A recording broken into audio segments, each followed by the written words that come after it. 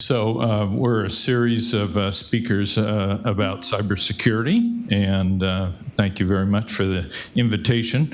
I am just a warm-up speaker, actually. As Yen said, I'm an investor in both life sciences as well as large healthcare enterprises as a private equity investor.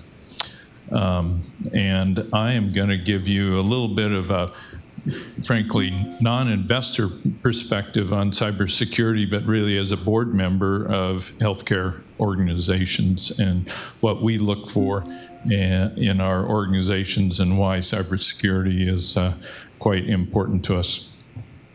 So, Frazier Healthcare, national investor in healthcare service companies. We invest in clinical, I guess you would sometimes call them roll-ups. So we've done it in orthopedics with the Core Institute in Arizona. We do it within dermatology, GI, et cetera, And one could probably ask in today's cost-constrained world of healthcare, why on earth do we do this?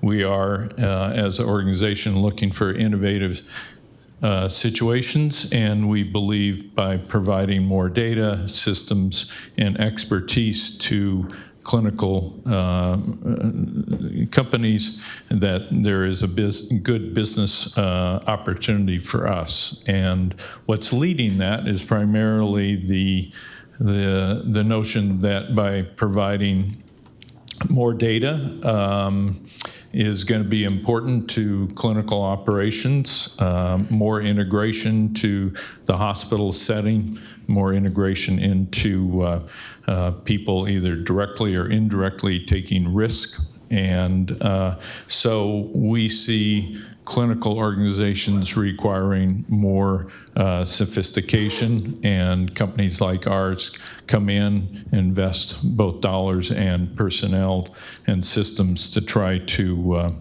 add this value. But along with that, with the data comes risk, and we read about it every day. So as investors, we're looking at organizations and their sophistication or lack thereof in cyber. And I was just going to give you a little bit of perspective as a board member, as an investor, what we're looking for, or what we're really trying to guard against. So as an investor, we want to improve the reputation of the organization we're investing in. So as we help those organizations become more involved with strategic relationships with hospitals, et cetera, that we can be a very good partner. So we are looking at cyber all the time. As we look at organizations, we look at what the CIO or the Chief Security Information Officer situation is like, and if there is none or weak, we try to avoid those situations because we see where the future is, and the future is, of course, data. As a board member, we ask about whether the CIO is getting consulting help in cybersecurity, which, as we read about, it's a new threat. We need new technologies almost weekly to guard against this.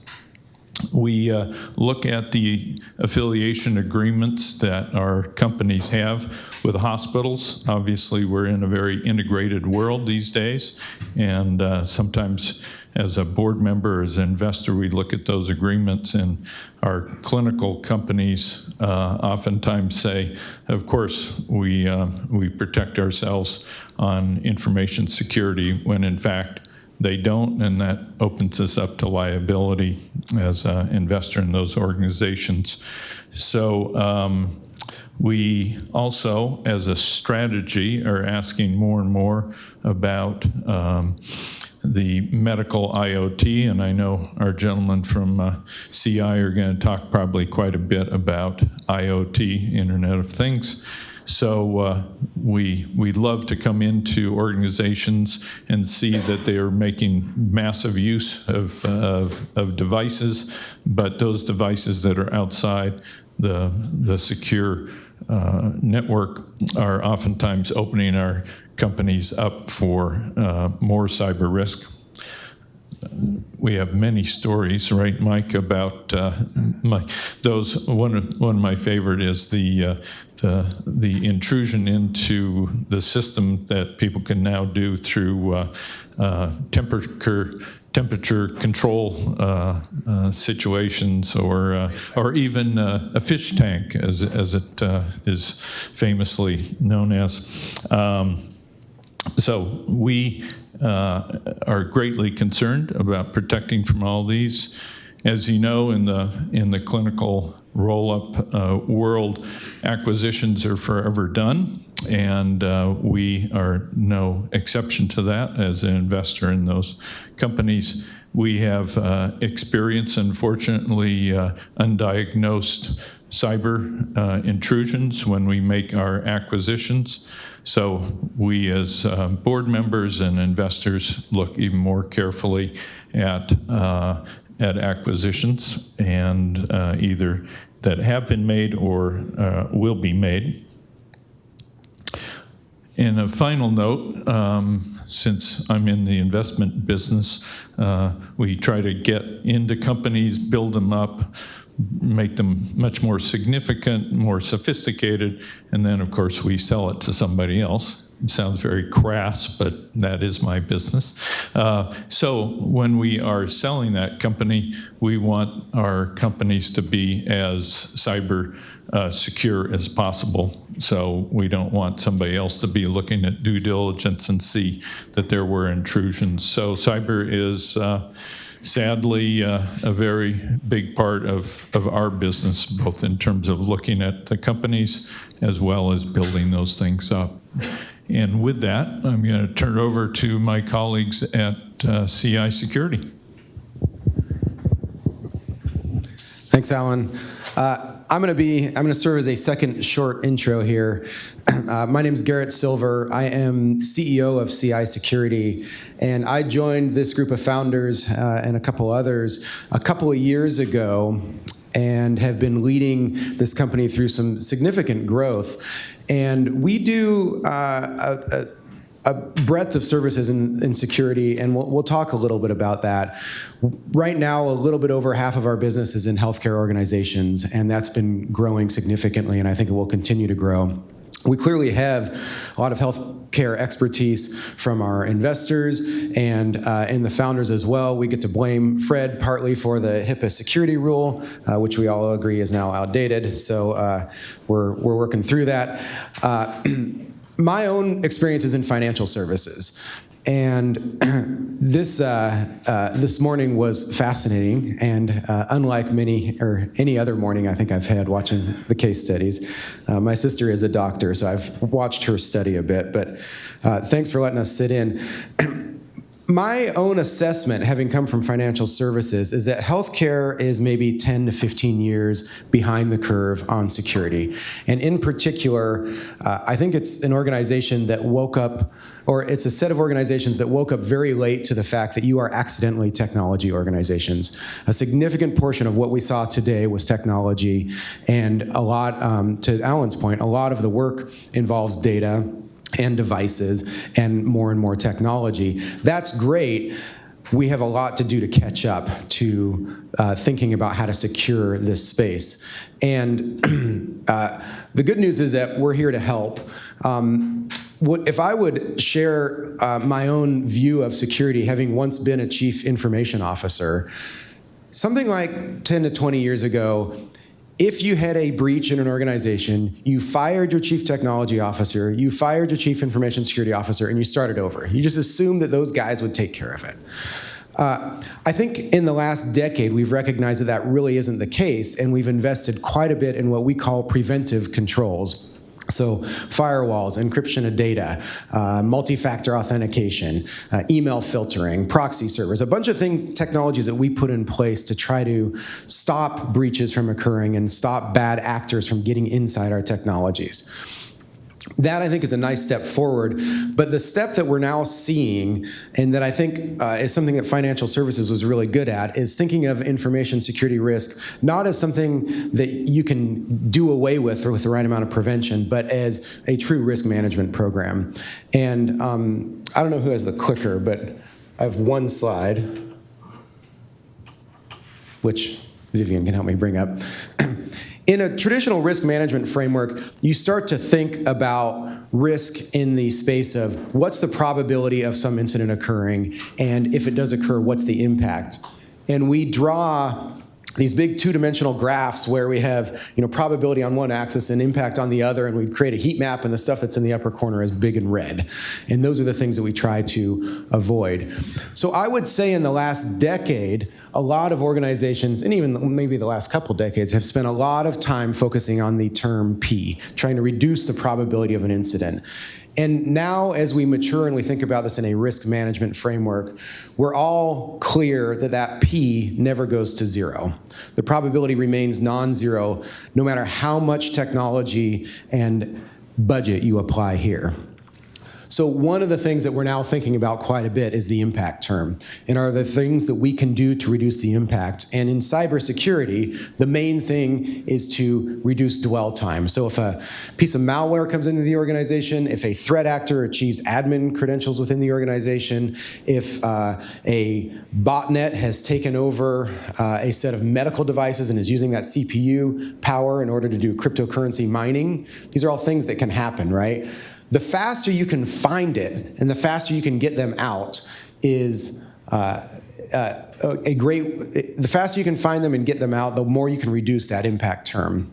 So this risk management framework is something that we very much bring to our view of information security. And as Mike and Fred get into, I think, some of the scarier bits and bytes of what actually can occur in the medical device and medical IoT space, Fred will loop back on this a bit in terms of how we can holistically address the risk. All right. So I'm Meet Fred. two-time spinal fusion patient here in Swedish, successful, very happy, and I care. I care as a patient as well as a security practitioner. The big problem now is everything is a computer. Nothing is not a computer in our modern world. If you look at this slide, you'll see MRI device, imaging devices, fusion pumps, things that you work with every single day. As a security practitioner, I see a whole bunch of computers. I see a whole bunch of targets. I see the things that bad guys want to take over and use for their own purposes. So when they do that, think about what may happen if you're in the middle of a procedure and all of a sudden all your imaging devices you're using in a spinal fusion surgery are no longer available. And it's not just going to be the one in your operatory, it's going to be the one throughout the organization. This is a real risk. These things are going to happen. They haven't maybe happened yet, but to some degree they have impacted patient safety. And there are other things. We have other types of IoT devices around us all the time, right? It's not just the medical IoT. We have toys, games, we have all the things that we have at our house that may impact your life, your ability to get out and help your patients. And if you're doing telehealth, telemedicine, your personal devices you're using to connect may be compromised and you will lose the ability to do the patient care you're trying to do. Obviously, we have the inpatient setting when we're providing care, the medical IoT devices, which is pretty much any medical device in this day and age, but all the other things, right? There's an HVAC systems that's running keep the heat on and keep the operatory at the right temperature. If that goes out, that will impact patient care, just like any one of these other devices that we have on the network. And in public, you have to consider that just getting here, or you got the EMTs getting to critical care facilities are reliant on the IoT that the world uses. The smart cities around here all are connected through networking and with devices and can prevent the people from even getting to the hospital and beginning care. So why are these things a problem? The biggest problem is there's not usually a thought of putting security into a medical IoT device. There's a lot of times not enough capabilities because we're using all those to provide the high-end functions that these high-end technologies are using. They're installed by differing people, right? They may be vendors installing them. They may not care about security. You may have people that don't really understand the security implications installing these in your operatories, in your network. They're not usually thought of. We always think about the EMR, right? Everybody knows about the EMR or online applications where patient data may be or imaging systems, but we're not really thinking about the devices themselves commonly. And these last a long time, like these 5 to 10 years is the average time that we expect these devices to be in place. That's a long time for devices when you consider we're replacing computers like every other year now because of security vulnerabilities. So these are not getting updated nearly at the speed of other devices. Does this matter? Well, they've actually done some investigations. A Vanderbilt study, very famous. The hospital data breaches will increase the 30-day mortality rate. That's a big deal, right? That's not insignificant. Data breaches can disrupt the care, obviously, and the financial impacts, if bad things happen, mean that that's going to be money taken away from buying new technologies, giving you the education on these new technologies you need to provide high-end patient care.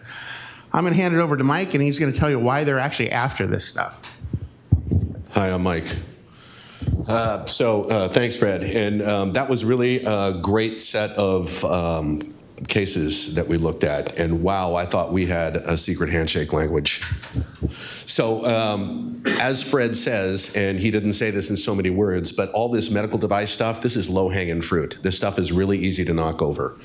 And I have worked as the chief security officer of the city of Seattle, and I've seen stuff get knocked over. And I'll just tell you, a couple of weeks ago, city of Spokane, cop hits an attachment, thing goes through the network, infects the HVAC system that cools the data center.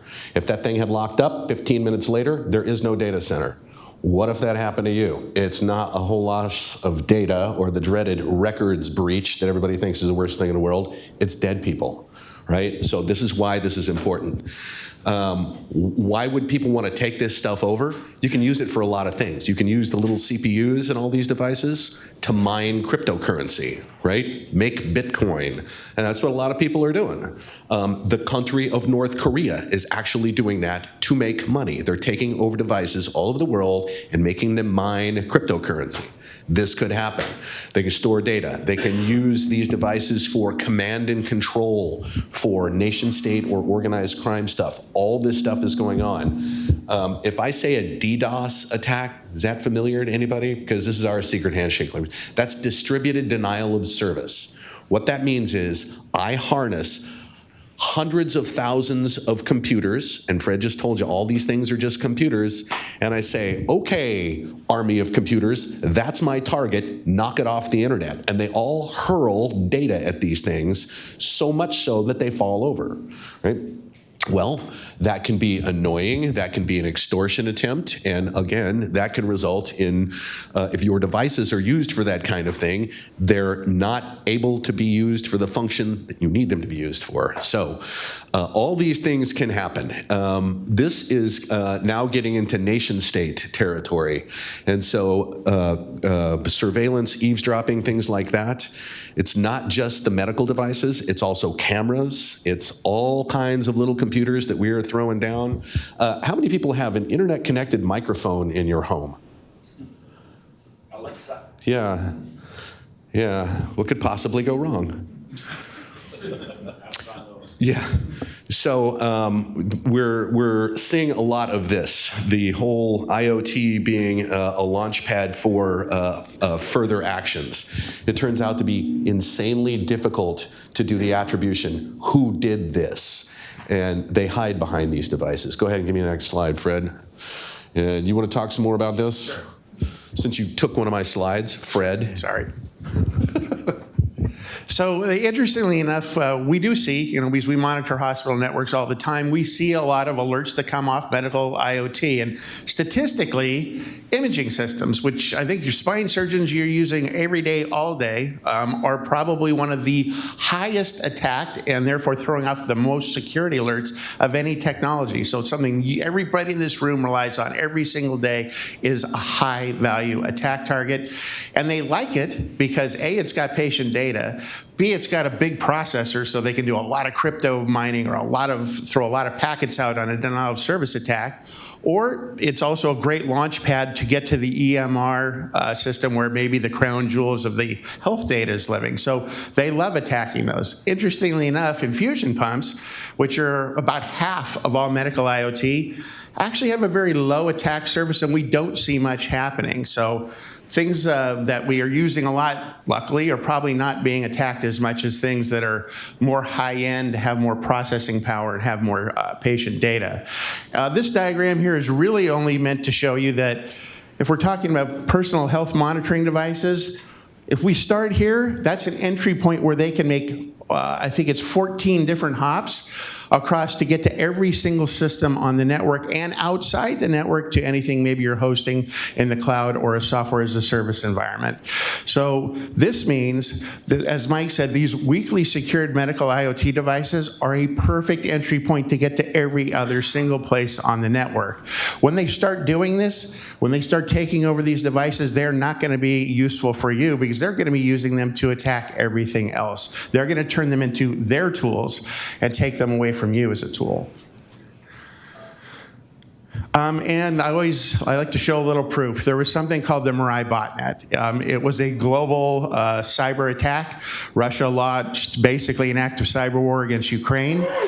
It escaped Ukraine and basically went over the entire world. It took out shipping by taking out the Maersk company on a global basis for about 2 weeks. And the British health system, British Health Service, was down for about 2 weeks, back to pencil and paper across the entire Great Britain because of this particular attack. And this was something that just escaped out of where it was targeted, ended up attacking everything indiscriminately across the world. Huge problems, obviously $120,000 just for a small botnet or for a small business. If you were attacked by it, large enterprises, $2 million. People with infected devices are paying about $13 per device to be part of this, and they don't even know they're paying for this, but they're paying for the power, they're paying for all the bandwidth that's enabling these attacks. Why is this important? Talk about this that happened in a non-healthcare environment, even though it did hit the British Healthcare Service.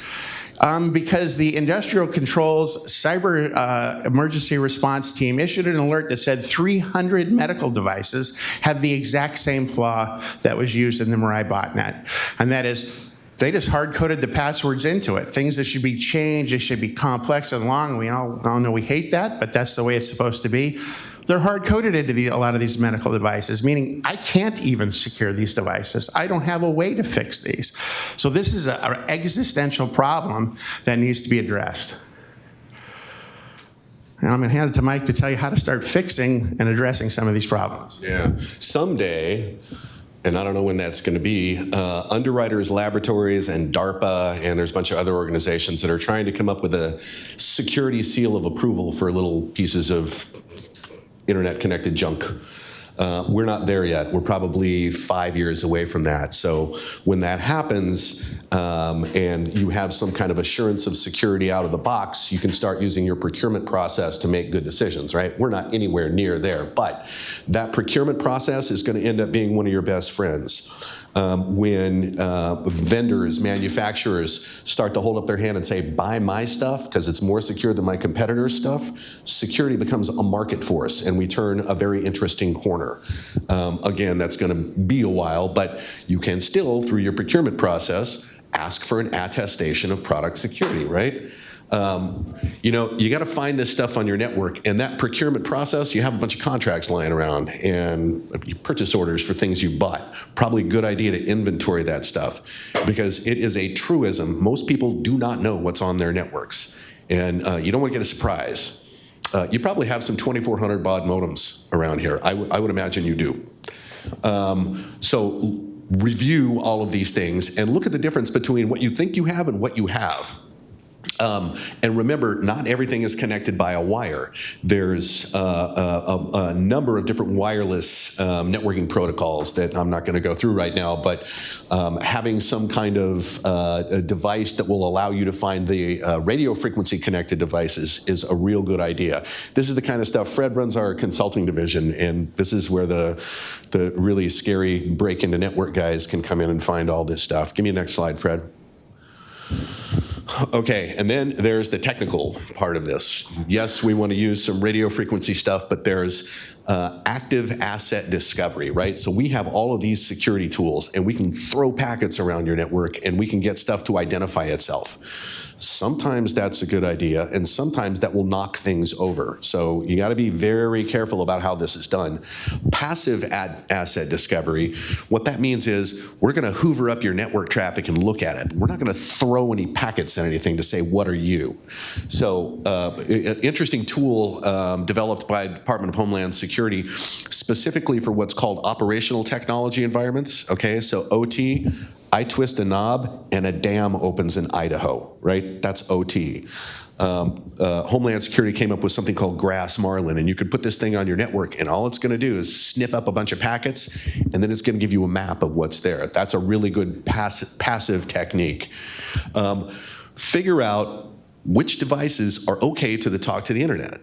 Right? An MRI system might periodically go, hey, GE, got any patches for me? And that needs to be an allowable thing. Your cameras have no reason to talk to the internet. So you can start to differentiate things that are okay to talk and things that are not okay to talk. But these are the kind of things that you need to do to get your arms around this stuff, because it's going to be about 5 years, and we have to live with all of this technology that's super easy to knock over that could make people die. Lastly, this thing, Shodan is a search engine. It's like Google, but all it finds is stuff connected to the internet that should not be connected to the internet, right? So if you want to twist your own knob and make a dam open in Idaho, Shodan is the way to find out how to do that. Yeah, that's a very, very scary site. Okay, so how do we secure these? You want to talk some more about this, Fred? I mean, it's really, once you've conducted this inventory, get rid of the stuff you don't need. I mean, that is number one. And then, you want to talk about how to secure these things? Sure. So one of the things to know that the government does care. The FDA has put out some really strong guidance that both the people building medical devices and the people using medical devices should know about and should be very versed in what the government is telling you to do to secure these devices. If you don't, and a bad patient outcome happens, patient safety is compromised, patient care is not completed, you're going to have basically the government able to tell you, we told you what to do, you should have done this. So you should make sure that your organizations are taking these kinds of recommendations and guidance seriously and actually implementing it, because then you may be, if you don't, you may be in a situation where negligence may actually be part of the equation, and we don't want that to happen. We want to minimize. I mean, it's real easy to go out and buy as many of these fantastic and useful devices, but we don't want to buy a bunch of things that we're not using, that we're putting out there, and we're having to maintain and secure and monitor as well. So we want to make sure we're not over deploying these types of new technologies, and we're not rushing to the latest technology, because the latest things have not been tested yet. They do not have a bunch of hackers spending years banging on the front door trying to get in to where we know whether these can withstand the kinds of attacks that they're absolutely going to be subject to in a clinical or even a more open environment. We want to have some way to secure each one of these. They have security in them. For the people in this room, it's communicate to your management, communicate to your CIO and CFO and CTO and say, these are things that I care about because I don't want to be in the middle of a patient procedure and have the imaging system go down, because then my name will be attached to something that I probably don't have anything control over. You don't want to be in that situation as a practitioner. And you want to remember HIPAA, you're doing your risk assessment annually for HIPAA. These need to be included in there. A lot of places we go to never even think about these when they're doing their HIPAA risk assessment. This should be the top of the list now, not just the EMR. So we want to make sure that we're including everything. And this here, you know, the camera, every hospital has cameras. Every hospital has the door card key readers, the proximity badges when you're walking up to the computer. Those are IoT as well. Those need to be secured, and those can cause you to lose the ability to provide patient care just as easily as an attack on one of these devices. And like I said, you need to know what you have. There are tools out there that are actually coming into the space that are getting very good and very focused specifically on medical IoT. We have a couple partners we work with there. we suggest you isolate them on the network. In other words, keep the medical devices all on their own leg of the network, and they shouldn't probably be communicating with the finance computers and with the HVAC systems. These are all should be isolated on the network. And yep, one backward one. And we also want to make sure that we're monitoring these systems, okay? And I'm going to hand it to Mike, and he's going to tell you all the ways you can monitor these, but it's something that needs to happen 24, 365, all the time. It's a never-ending chore. I'm not going to tell you all the ways we can monitor these because we're out of time. So as Garrett pointed out, there are two terms to the risk expression: the likelihood of a bad thing happening and the consequence or the impact of that thing happening. Every organization in the world has got firewalls, email security, URL filtering, all of these things designed to not make things happen, and they will all fail. And we know that because part of our business, the part Fred runs, we break into computer networks and we always get in. You are secure until your ticket is punched. Once your ticket gets punched, you need to watch the network, because if that camera is talking to Ukraine and you don't stop it, you're going to start something, put something in motion that's going to have a very bad outcome. So this is what our business is. It turns out to be insanely difficult right now to hire security practitioners. And as I can tell you with a good deal of authority, they're kind of flakes. And they know that they can change jobs every 6 months and double their salary, and that's what they do. So centralizing that IT security function as somebody who's always watching your network to put out the little fire before it burns the house down, right? Minimizing the impact of what is now a foreseeable event, that's what we do. So I'm just going to leave you with this. This dwell time, okay? Something bad hit my network. The time between that thing hits and the time that you find it is called the dwell time. The average dwell time right now across organizations that have been surveyed and are very forthcoming with information is 205 days. If 205 days has gone by since something got into your network, somebody is going to hand you your behind. Okay, that is the thing to minimize, is a key metric here. So as Fred said, if you have any discussions with your CIO, your CTO, your chief risk officer, general counsel, minimizing the impact of these events is the thing that's going to save you. Yes, you got a whole bunch of technology in place right now to make it not happen at all. That's going to fail. Get ready to kick them out when they get in, because they're going to get in. Thanks. Questions? First of all, thank you all. So can you go back a couple of slides, that interactive slides, so it's like 3 or 4 slides back. So I have a very practical question. Spine surgery, a little bit further back, it was that interactive diagram. 1 more, 2 more actually, go back. Yes. So spine surgery is an expensive undertaking. Spine health is a very common problem. Thank you for sharing your experience, and I'm glad it was a positive one. We're challenged to have optimized outcomes. We're challenged to have optimized processes. This is a common problem. I'll put you into a practical consultant role here. We have something, you may have heard of this, a Wisconsin-based company. Alan, have you heard of that? Epic? Oh, you have, good. Yeah. And whenever it slows down, we immediately have one word: Russians, or it fails. But really practically speaking, our business manager, Kevin Clower, has been great at installing new apps, getting new apps for us that basically interact with patients.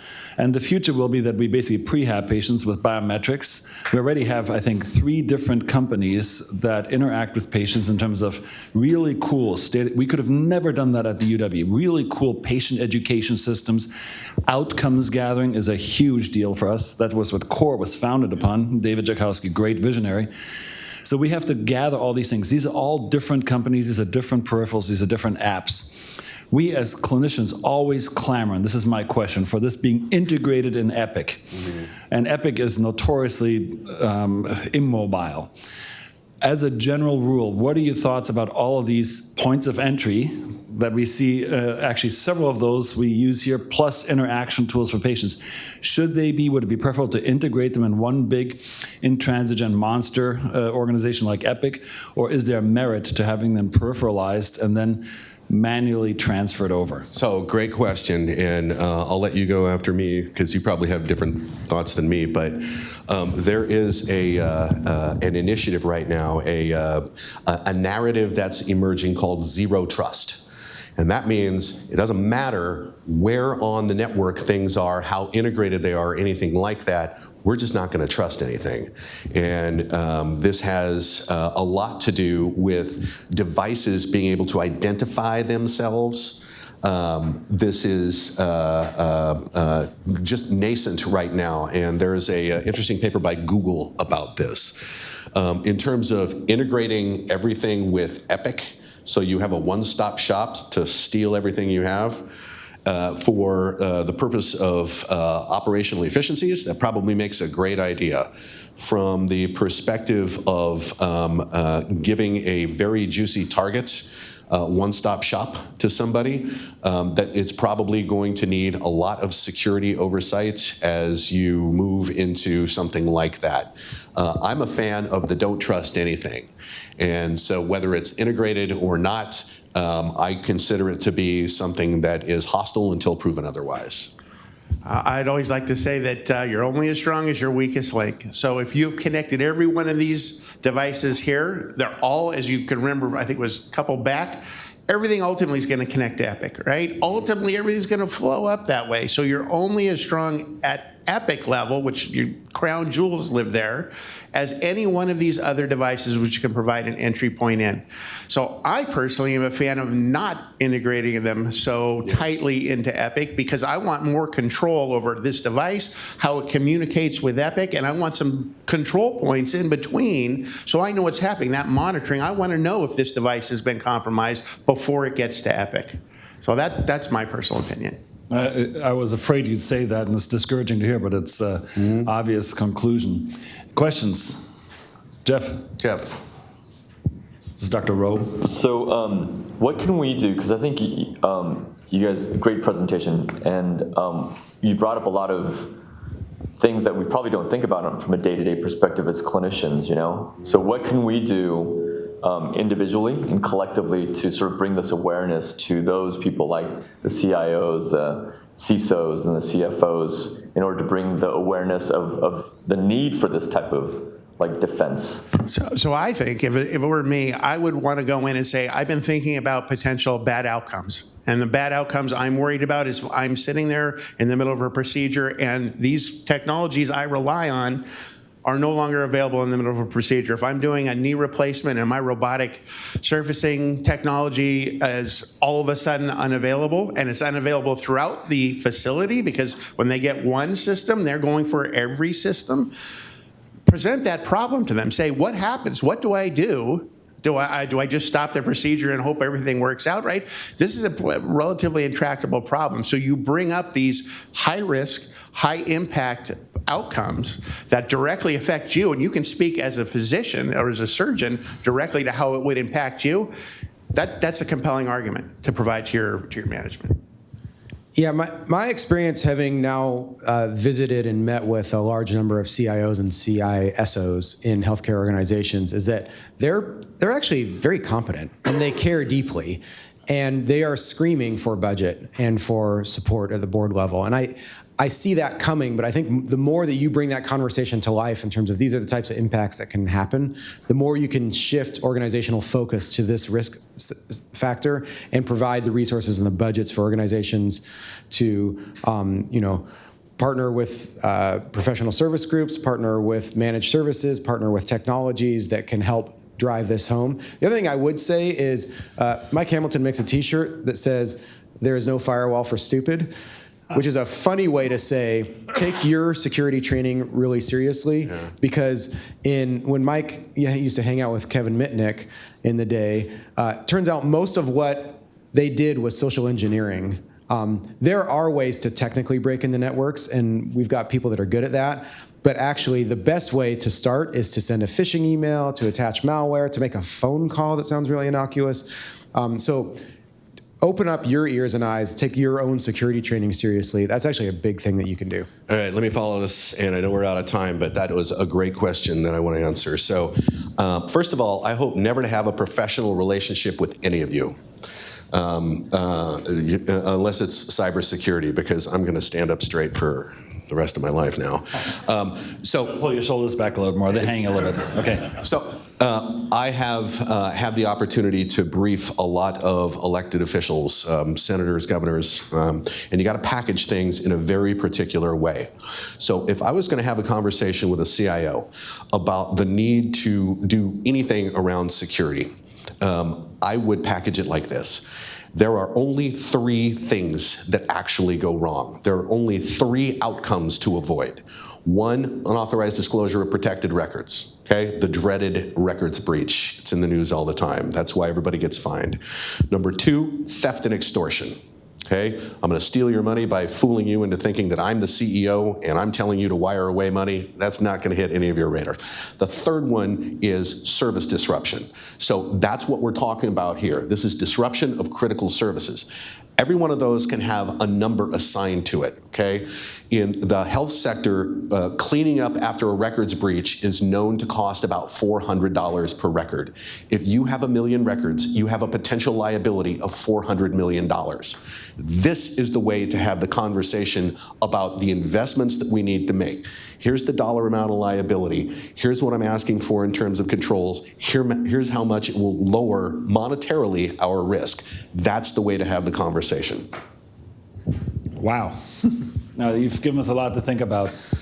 So first of all, any other urgent questions? Otherwise, we can do a little ex parte on the side. But thank you so much for coming. This is very... All right. Thank you. That's enjoyed this.